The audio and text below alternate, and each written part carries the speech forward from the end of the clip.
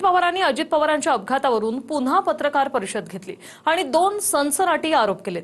विलीनीकरणावरून एक गट नाराज होता म्हणून त्या गटाने घातपात घडवला का अशी शंका रोहित पवार यांनी व्यक्त केली। तर पायलटवरही रोहित पवार यांनी बोट ठेवले। पाहूया। दादाच एनडीएमध्ये राहणार नाहीत, त्यामुळे ह्याच्यामध्ये जर राजकारण असेल आणि ह्याला जर घातपात असं आपल्याला म्हणावं लागेल आणि राजकारण आणायचं असेल तर या 2 दृष्टिकोनापैकी एक दृष्टिकोन कुठला तरी असावा आणि त्या दृष्टिकोनाला पाठिंबा देणारा एक जो गट आहे तो याच्या मागे असू शकतो असंही आपल्याला त्या ठिकाणी म्हणता येईल। अजितदादांच्या विमान अपघातावरून रोहित पवारांनी पुन्हा पत्रकार परिषद घेऊन 2 नव्या सनसनाटी शंका निर्माण केल्या। विलीनीकरण होणार म्हणून दादांच्या राष्ट्रवादीतल्या एका गटाने घातपात केला का असा थेट आरोप रोहित पवारांनी केला। तर टेक ऑफ आणि लँडिंगसाठी आवश्यक दृश्यमानता नव्हती आणि बारामतीमध्ये लँडिंगला अडचण आली तरी एक घिरडी मारून मुद्दाम विमान पायलटच्या माध्यमातून आदळलं का ती शंका रोहित पवारांनी उपस्थित केली आहे। जे काय विलीनीकरणाची चर्चा ही सुरू होती त्याच्यामध्ये दादांमध्ये आमच्यामध्ये काय चर्चा झाली हे आम्हालाच माहिती आहे। याच्यामध्ये एक चर्चा अशी असू शकते की आम्ही एनडीए बरोबर सत्तेत जाणार, आम्ही म्हणजे आमचा पक्ष, आणि ही गोष्ट काही लोकांना आवडत नसावी। नाहीतर दुसरा जो सिनारिओ आहे, दृष्टिकोन आहे की दादाच एनडीएमध्ये राहणार नाहीत, दादाच एनडीएतून बाहेर निघतील आणि रस्त्यावरची सामान्य लोकांची साठीची लढाई आमच्यावर लढतील, आणि हा दृष्टिकोन एका गटाला आवडला नसावा।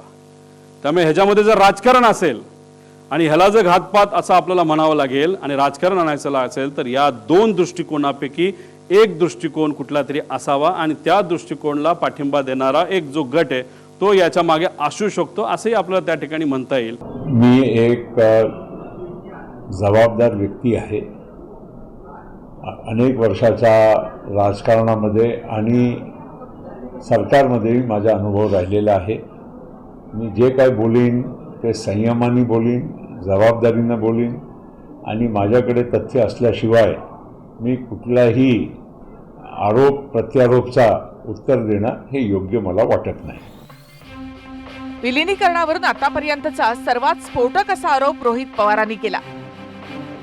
आम्ही भाजपसोबत जाणार किंवा दादा सरकारमधून बाहेर पडून रस्त्यावरची लढाई लढणार, त्यामुळे एक गट नाराज होता आणि त्याच गटानं गट रचला का अशी शंका रोहित पवारांनी उपस्थित केली। तर पायलटवरून देखील रोहित पवारांनी सवाल केले। पायलट सुमित कपूरची कौटुंबिक अडचण होती, पण त्यामुळे ब्लॅकमेल करून विमान अपघात घडवला का आणि दृश्यमानता कमी होती तर मुंबईमध्ये परत न येता विमान मुद्दाम रस्त्याच्या बाजूला खड्ड्यामध्ये घातलं का असे सवाल रोहित पवारांनी केले।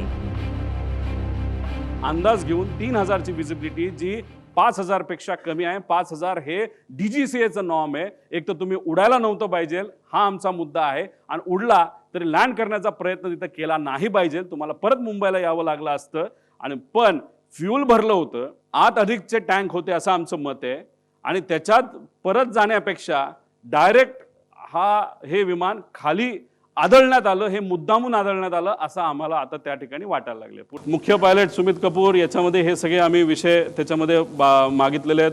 त्यांना कौटुंबिक अडचण होती, आता ती कौटुंबिक अडचण खूप खोलात जाऊन मी म्हणणार नाही, आणि त्या विषयाला धरून त्याचं ब्लॅकमेल तिथे झालं असावं, आणि मग ते ब्लॅकमेल त्या ठिकाणी झालं असल्यामुळेच ते जे काही घटना घडल्या अशी शंका आहे की त्यांनी मुद्दामूनच त्या घटना त्या ठिकाणी घडून आणल्या। पण त्यांना दारू प्यायची खूप सवय होती। रिझल्टमध्ये आल्यानंतर त्यांचा पगार 12 लाखावरनं 3.5 लाखावर आला। 5 वर्ष पगार नसल्यामुळे आणि हा पगार मोठ्या प्रमाणात कमी झाल्यामुळे आणि मोठे विस्कीचे ब्रँड त्यांना प्यायला त्या ठिकाणी लागायचा, त्याचा खर्च जास्त असल्यामुळे आणि व्यक्तिगत एक कुठला तरी विषय ज्यामुळे ते डिप्रेशनमध्ये होते, आणि ह्या सगळ्या गोष्टीचा उपयोग घेऊन त्यांच्यावर प्रेशर टाकून कुणी ब्लॅकमेल करून काय घटना घडली का असं आमचं डाऊट आहे, हे क्लिअर करणं महत्त्वाचं आहे।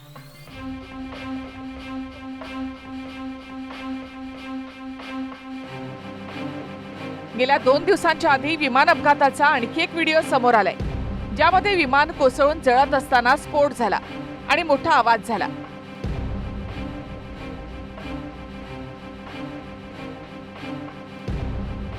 आता विमानामध्ये अधिकचे पेट्रोल टँक होते का आणि स्फोट घडवण्यासाठी अवैधरित्या पेट्रोलचे टँक नेले का?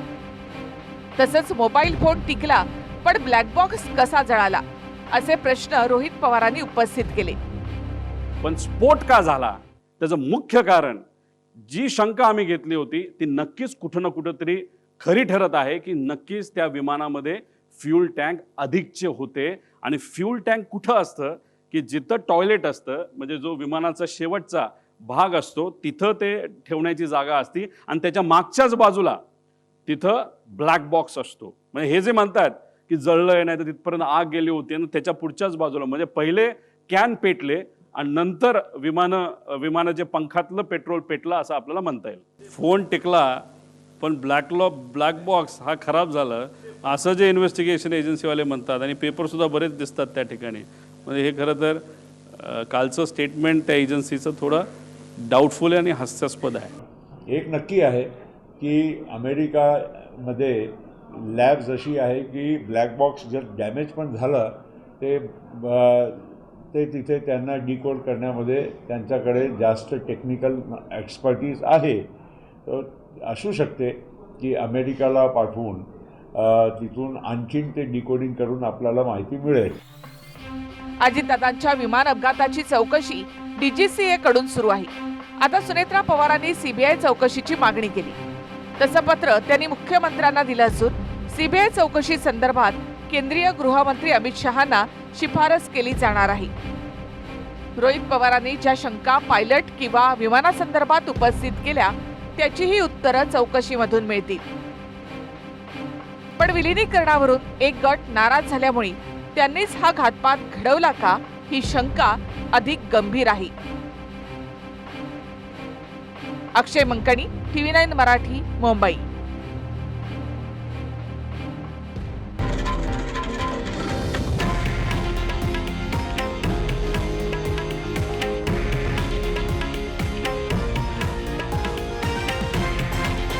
हे आहे देशातील नंबर 1 न्यूज नेटवर्क आणि आपण पाहत आहात TV9 मराठी, एकमेव.